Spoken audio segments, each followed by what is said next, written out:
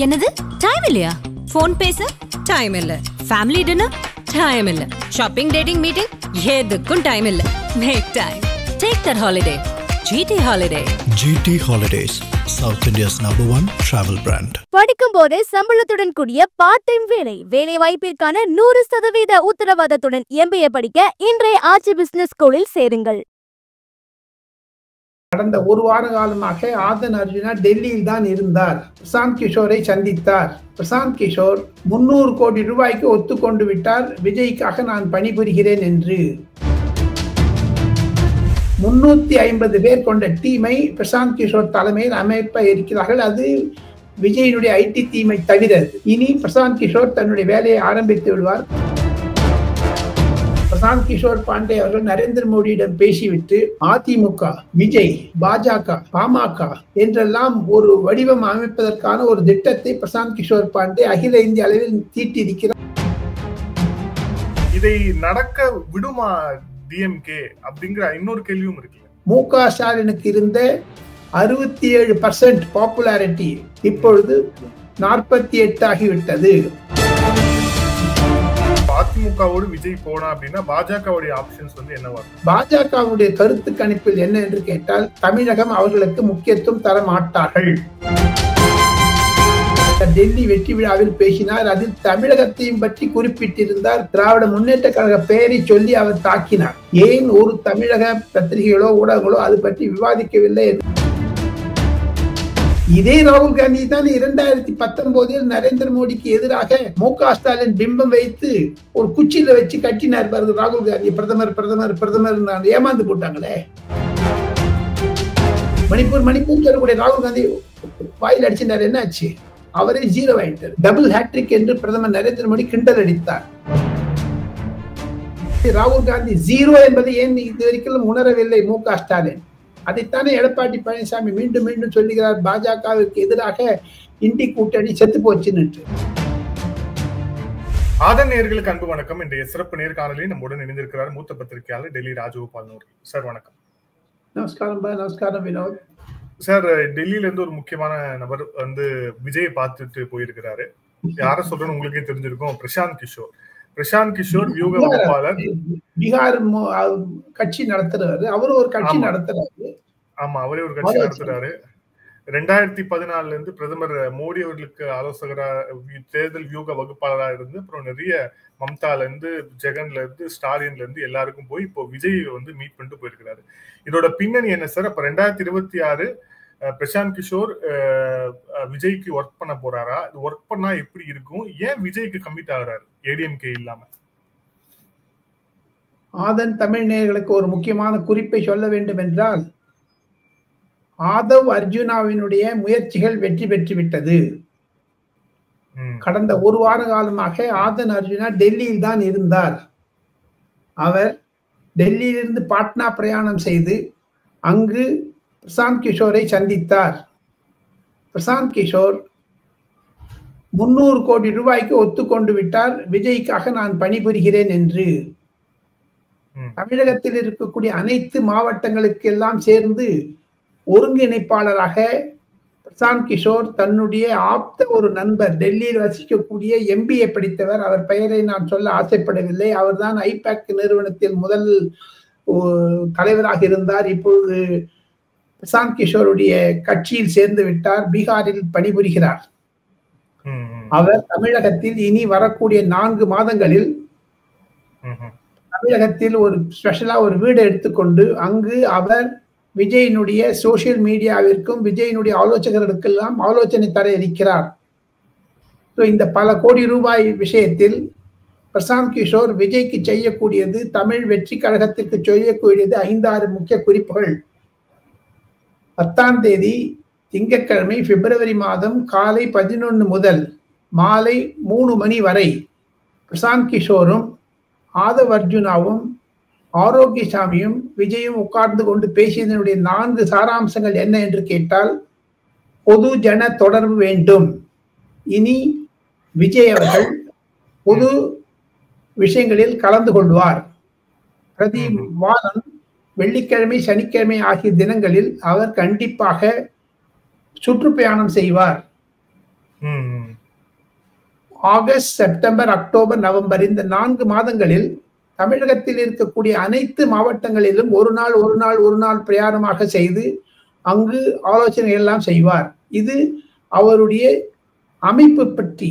ஆனால் அரசியலை பற்றி சொல்ல வேண்டும் என்றால், நாளை நமதே, முதலமைச்சருடன் டீ, அப்படிலாம் ஒரு சின்ன ஒரு வேர்டு போட்டிருக்கவங்க பாருங்க, அந்த மாதிரி ஒரு வேர்டு கண்டுபிடிச்சு கொடுப்பார். சாய் பே சர்ச்சா, வீட்டுக்கு ஒரு அப்படிதான் ஒரு ஐடியா கொடுக்க போறாரு. அதெல்லாம் தான் அவர் எழுதிட்டு இருக்காரு பிரசாந்த் கிஷோர். அது ஒரு தனி டீம் வேலை செய்யுது. ஆக மொத்தம் 350 பேர் கொண்ட டீமை பிரசாந்த் கிஷோர் தலைமையில் அமைப்ப இருக்கிறார்கள். அது விஜயனுடைய ஐடி டீமை தவிர. இது மாதிரியான ஒரு அமைப்புகளுக்குத்தான் வழிவடை கொடுத்தார். இனி பிரசாந்த் கிஷோர் தன்னுடைய வேலையை ஆரம்பித்து விடுவார். காரணம், பிரசாந்த் கிஷோரும் ஆதவ் அர்ஜுனாவும் சேர்ந்து கொண்டு சபரீசனுடன் பேசிய சாராம்சங்களை தான் மீண்டும் திமுக எப்படி வெற்றி பெற்ற வைத்தார்களோ, ஒரு பிராமணர் மூலமாக, பிரசாந்த் கிஷோர் பாண்டே மூலமாக, பீகாரில் பிறந்த வட இந்தியர் மூலமாக, அதே ஸ்ட்ராட்டஜியை, அதே அணுகுமுறையை ஆதவ் அர்ஜுனாவின் மூலமாக விஜயம் கடைபிடிக்க ஆரம்பித்து விட்டார் என்பதுதான் செய்தி.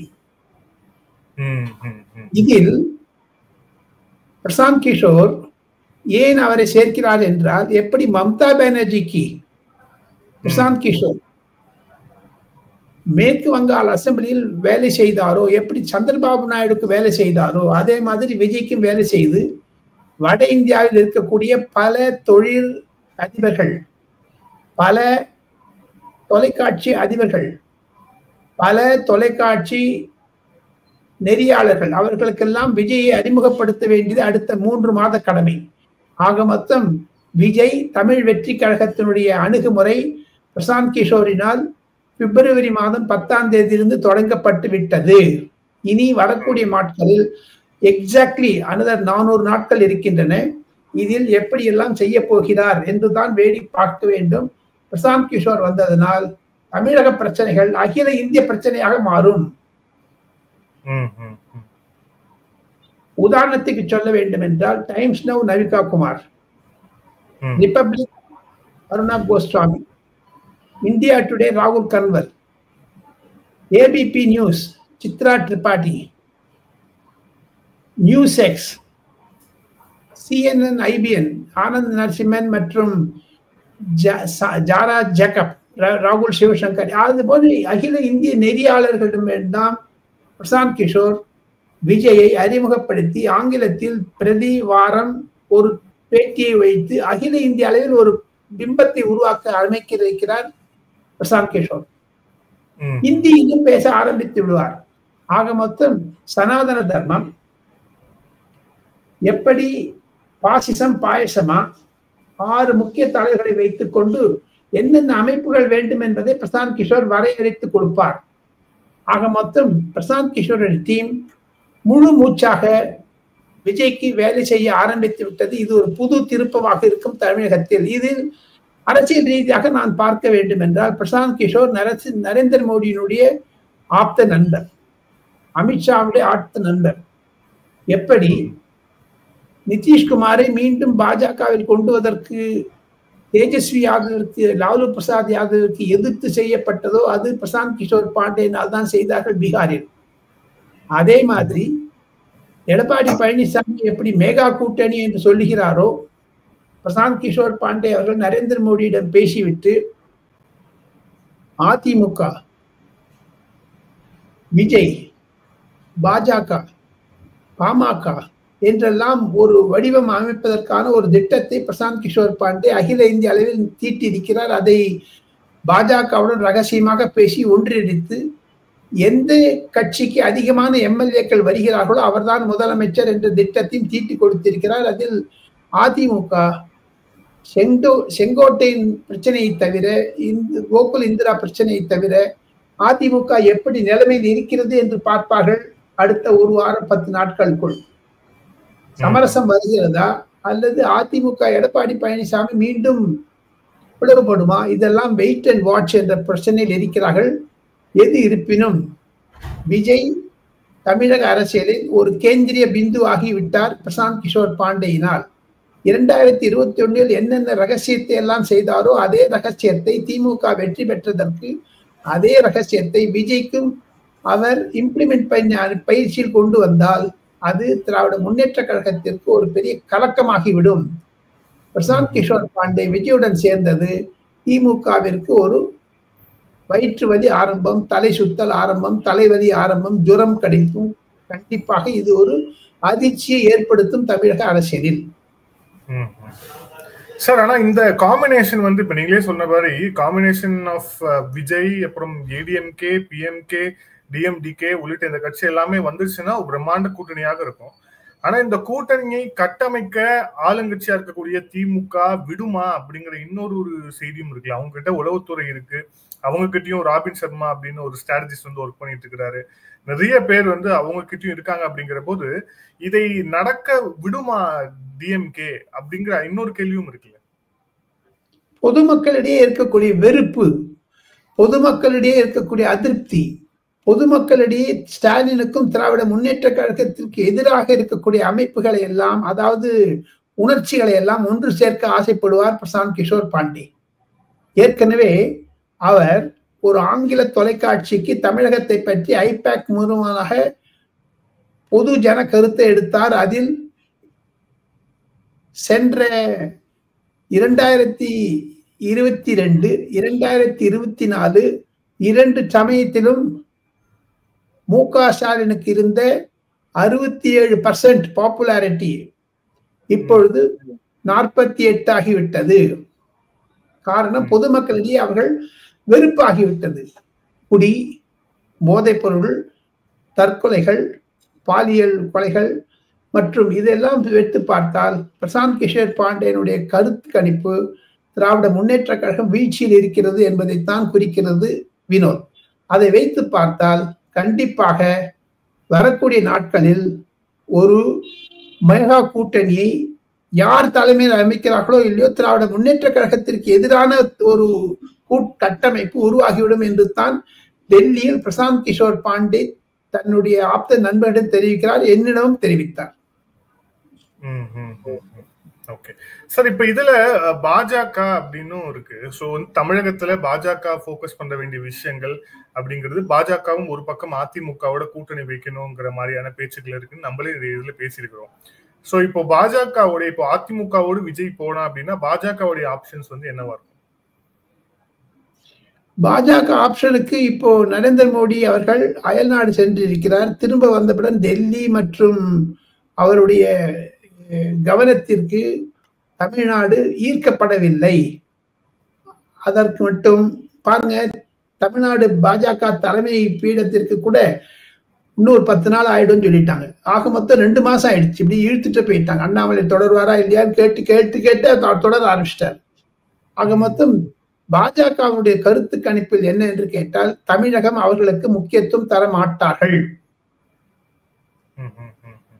ஆகஸ்ட் மாதம் பிரதி வாரமோ அல்லது பிரதி ஃபார்ட்நைட், ஒரு மாதத்திற்கு இருமுறையோ பாஜகவுடைய ஆதிக்கம், கார்பெட் பாம்பிங் ஆகஸ்ட் செப்டம்பரில் தான் ஆரம்பிக்கும், அதற்கு முன்னதாக இருக்காது. அப்பொழுது பிரசாந்த் கிஷோர் என்ன ஆலோசனையை பாஜகவிற்கு தர இருக்கிறார் என்று பார்க்க வேண்டும். இருப்பினும் பிரசாந்த் கிஷோருக்கு இருக்கக்கூடிய 2 பெரிய விஷயங்கள் என்ன என்று கேட்டால், நவம்பர் மாதத்தில், அக்டோபர் நவம்பரில் பீகாரிலும் தேர்தல் வர இருக்கிறது. அதிலும் அவர் கலந்து கொண்டு கட்சி பலப்படுத்த வேண்டும் என்று நினைக்கிறார். ஆக மொத்தம் அவருடைய கான்சென்ட்ரேஷன், கவன ஈர்ப்பு முழுக்க பீகார் மீது தான் இருக்குமே தவிர தமிழகத்தின் மீது இருக்காது. இருப்பினும் அவருடைய டீம் கண்டிப்பாக விஜய்க்கு வேலை செய்து பிரபலமாக்கி விடுவார்கள். இதிலிருந்து திமுக தப்புவது கடினம். திமுகவுக்கு போலீஸ் இருந்தாலும் சரி, திமுகவிற்கு பணபலம் இருந்தாலும் சரி, பொதுமக்கள் ஆதரவு இல்லை. எப்படி அரவிந்த் கெஜ்ரிவால் எப்ப அம்போ என்று விட்டு விட்டார்களோ டெல்லிக்காரர்கள், அது மாதிரி திராவிட முன்னேற்ற கழகத்தையும் அம்போ என்று விட்டு விடுவார்கள் என்ற கணிப்பு தான் எடப்பாடி பழனிசாமி, விஜய், அண்ணாமலை போன்ற உரிமையில் இருக்கிறது என்று நான் கருதுகிறேன். வினோத் சார், இப்ப இன்னொரு முக்கியமான விஷயத்துக்கு வரும். டெல்லியில ஆட்சி மாற்றம் ஏற்பட்டு தேர்தல் முடிவுகள் வந்திருக்கு. சோ இப்ப நீங்களும் டெல்லியில இருக்கீங்க. இப்ப டெல்லி வந்து எப்படி இருக்கு? குறிப்பா வந்து சொல்லணும் அப்படின்னா, இந்த ஆட்சி மாற்றம் ஏற்பட்டது, அதுவும் குறிப்பா வந்து ஆம் ஆத்மியாவுடைய ஆட்சி முடிவுக்கு வந்து பாஜக ஆட்சி வர இருக்கு அப்படிங்கிற போது, இப்ப இந்த மாற்றம் நிகழ்ந்தது இல்லையா? அந்த மாற்றத்துக்கு பின்னாடி இருக்கக்கூடிய விஷயங்கள்லாம் என்னென்ன சார்? பிரதமர் நரேந்திர மோடி அவர்கள் அயல்நாடு சென்றிருக்கிறார். ஞாயிற்றுக்கிழமை திரும்ப இருக்கிறார். அதற்கு பிறகுதான் சூடு பிடிக்கும் டெல்லி விஷயம் பற்றி. 17 அல்லது 16 பதவி பிரமாணம் இருக்கும் என்று அதற்கான ஆயத்தங்களை செய்ய ஆரம்பித்து விட்டார்கள் பாஜகவில். ராம்லீலா என்று இருக்கக்கூடிய கிரவுண்ட்ல தான் அந்த பதவி பிரமாணம் இருக்கும் என்று சொல்லுகிறார்கள். மூன்றாவதாக ஒரு பெண் முதலமைச்சரை வைக்க வேண்டும் என்று பிரதமர் நினைக்கிறார் என்ற ஒரு சூழ்நிலைகள் டெல்லியில் வர ஆரம்பித்து விட்டது. பத்திரிகைகளும் சரி, தொலைக்காட்சிகளும் அது ரேகா குப்தா என்ற ஒரு பெண்மணி பல ஆண்டுகளாக இருக்கிறார்கள். அதுவும் தவிர ஒரு பிராமணரையும் போட வேண்டும், ஒரு ரோஹித் சர்மா என்ற ஒரு அவரும் போடணும். இதெல்லாம் ஒரு பல ஆப்ஷன்ஸ் வந்துட்டு இருக்குங்க. அமித்ஷாவும் நரேந்திர மோடியும் நட்டாவும் சேர்ந்து முடிவெடுத்த பிறகுதான் இதனுடைய பூர்வாங்கம் நடக்கும். ஆம் ஆத்மி கட்சி இனி எழுந்து நிற்பது என்பது அடுத்த 5 வருடத்திற்கு கடினம். காரணம், பிரதமர் மிக மிக முக்கியமான கருத்துக்களை பாஜகவினுடைய வெற்றி விழா, டெல்லி வெற்றி விழாவில் பேசினார். அதில் தமிழகத்தையும் பற்றி குறிப்பிட்டிருந்தார். பல தொலைக்காட்சிகள் அதை கவனம் செலுத்தாது விட்டு விட்டது. திராவிட முன்னேற்ற கழக பெயரை சொல்லி அவர் தாக்கினார். ஏன் ஒரு தமிழக பத்திரிகைகளோ ஊடகங்களோ அது பற்றி விவாதிக்கவில்லை என்று எனக்கு புரிதலாக இருக்கிறது. புதிராகவும் இருக்கிறது, பசுலா இருக்கிறது. ஆக மொத்தம் பிரதமர் கண்டிப்பாக அரவிந்த் கெஜ்ரிவால் மீது சிஏஜி, கம்ப்ட்ரோலர் அண்ட் ஆடிட்டர் ஜெனரலுடைய ரிப்போர்ட் 14 ரிப்போர்ட்டை சட்டசபையில் வைப்போம் என்று சொல்லியிருக்கிறாரே, அடுத்த 3 வருடங்களுக்கு 10 கேஸ் போட்டு அவர் அமுக்கி விட்டுறாங்க. இப்போ அரவிந்த் கெஜ்ரிவாலுக்கு படபடுக்கிறது, கடன்னு கை உதறுது. அவர் நாம் இருவரும் பேசிக்கொண்டு இருக்கக்கூடிய இதே சூழ்நிலையில் 11ஆம் தேதி டியூஸ்டே பிப்ரவரி மாதம் காலை 11:30 மணிக்கு தன்னுடைய 92 பஞ்சாப் எம்எல்ஏக்களை டெல்லியில் அழைத்து அவர் பேசிக்கொண்டிருக்கிறார் அரவிந்த் கெஜ்ரிவால். காரணம், 30 எம்எல்ஏக்கள் காங்கிரஸில் தாவுவார்கள் என்ற ஒரு பேச்சு வந்து விட்டது. 30 தாவினாலும் கூட 117 அசம்பிளி கொண்ட பஞ்சாப் அசம்பிளி உறுப்பினர்களை கொண்ட பஞ்சாப் அசம்பிளியில் 92 பேர் ஆம் ஆத்மி கட்சியில் இருக்கிறார்கள். அந்த 92ல 60 பேர் வெளில வந்தாலும் கட்சி உடையும். 30 பேர் வச்சுன்னா உடையாது. அங்கு பல பிரச்சனைகள் இருக்கிறது. ஆதன் நேயர்களுக்கு 3 குறிப்புகளை பஞ்சாபை பற்றி சுருக்கமாக சொல்ல வேண்டும் என்றால், காங்கிரஸ் வர்சஸ் ஆம் ஆத்மி கட்சி தான் அங்கு சண்டை. பாஜக இல்லவே இல்லை. பிரகாஷ் சிங் பாதல், சுக்பீர் சிங் பாதல் போன்றவர்கள் எல்லாம் சிரோமணி அகாலிதள் என்று சொல்லக்கூடிய கட்சி கரைந்து உடைந்து மதிமுக மாதிரி ஆயிடுச்சுங்க. காங்கிரஸ் கூட மோசங்க. எஸ்ஏடி சிரோமணி அகாலிதள், அந்த சுக்பீர் சிங் பாதல் ராஜினாமா பண்ணிட்டாரு. அங்கு இருக்கக்கூடிய பொற்கோவில், இங்க கோல்டன் மந்திர் அமிர்த்சர்ல இருக்கு, அங்கேயே மிஸ்டர் சுக்பீர் சிங் பாதலை கொலை பண்ண பார்த்தாங்க பாகிஸ்தானி. ஆக மொத்தம் பஞ்சாப் என்பது பார்டர் ஸ்டேட்.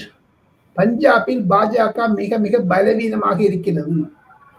பஞ்சாப் பாஜகவில் இருப்பவர்கள் காங்கிரஸ் இருந்து வந்தவர்கள் தான். கேப்டன் அமரேந்தர் சிங், சுனில் ஜாக்கர் போன்றவர்கள். காங்கிரசிற்கு அதிகமான அழுத்தம் அங்கு இருக்கிறது. அதை ராகுல் காந்தி சரிவர செய்து கொண்டால் 2027 ஏப்ரல் மாதம், இன்னும் 2 வருடங்களுக்கு கழித்து கண்டிப்பாக காங்கிரஸ் ஆட்சிக்கு வரக்கூடிய சூழ்நிலை உருவாகிவிட்டது பஞ்சாபில். அதையெல்லாம் மனதில் கொண்டுதான் இன்று நடக்கக்கூடிய ஆம் ஆத்மி கட்சி எம்எல்ஏக்களுடன் சேர்ந்து அரவிந்த் கெஜ்ரிவால் என்னென்ன முயற்சிகளை ஸ்ட்ராட்டஜி எடுக்கப் போகிறார் என்று பார்க்க வேண்டும். அரவிந்த் கெஜ்ரிவாலுக்கு அரசியல் அமைப்பில் அவர் எம்பி ஆகுவதற்கு துடிதுடிக்கிறார்.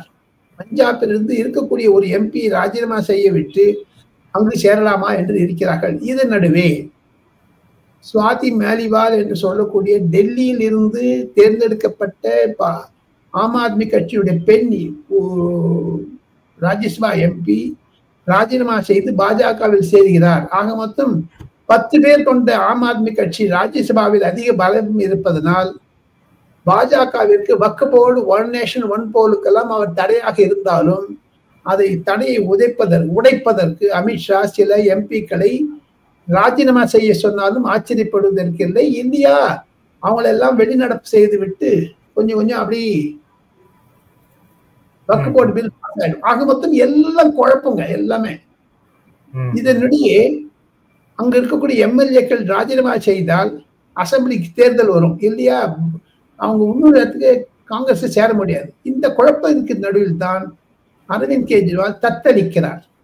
டெல்லி தோல்விக்கு பிறகு பஞ்சாப் அரசாங்கமும் கவிழ்ந்து விடுமோ என்ற அச்சம் இருக்கிறது வினோத். இதுதான் சுருக்கம் வினோத். சோ பஞ்சாப் கவர்மெண்ட் வந்து கவலக்கூடிய ஒரு சூழல் இருக்கு அப்படின்னு சொல்லியிருக்கீங்க. இப்போ இதுல பஞ்சாப்ல இப்ப அடுத்த கட்டமா இப்போ காங்கிரஸ் வந்து டெல்லியில பிரித்த வாக்குகளும் ரொம்ப முக்கியமான வாக்குகளா வந்து கருதப்படுது. போன எலெக்ஷனை விட 2% ஜாஸ்தியா இருக்கிறாங்க. நிறைய இடங்கள்ல வந்து ஆம் ஆத்மியோடைய வெற்றியை வந்து காங்கிரஸ் வந்து தடுத்து இருக்கிறது.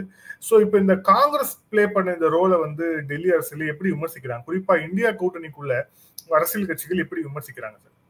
எப்படி காங்கிரஸ் மறைந்து செத்து போச்சோ அதே மாதிரி இந்தி கூட்டணி செத்து போச்சுங்க. அதைத்தான் எடப்பாடி பழனிசாமி மீண்டும் மீண்டும் கூறுகிறார். இந்தி கூட்டணி எடப்பாடி பழனிசாமி குறிவைப்பது திராவிட முன்னேற்ற கழகத்தை. ஆனால் திரிணாமுல் காங்கிரஸ், உத்தவ் தாக்கரே மற்றும் அரவிந்த் கெஜ்ரிவால் குறிவைப்பது ராகுல் காந்தி மீது. இதே ராகுல் காந்தி தான் 2019 நரேந்திர மோடிக்கு எதிராக மு.க. ஸ்டாலின் பிம்பம் வைத்து ஒரு குச்சியில வச்சு கட்டினார் பாருங்க ராகுல் காந்தி. பிரதமர் ஏமாந்து போட்டாங்களே, பிரதமர் ஆனாரா? ஆக மொத்தம் தாங்கள் குறிப்பிடுவது ஒரு தவறான கருத்து.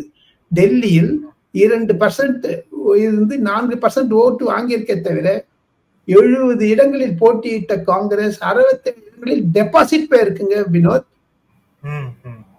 காங்கிரஸ் டெல்லியில் இருக்கக்கூடிய அமைப்பு பஞ்சாபி அமைப்பு தான். ஆக மொத்தம் பஞ்சாப்ல காங்கிரஸ் அதிகமாக இருக்கு. எப்படி பாருங்க, கர்நாடகாவில் காங்கிரஸ் நல்லா இருக்கு, தமிழ்நாட்டில் போயிடுச்சு.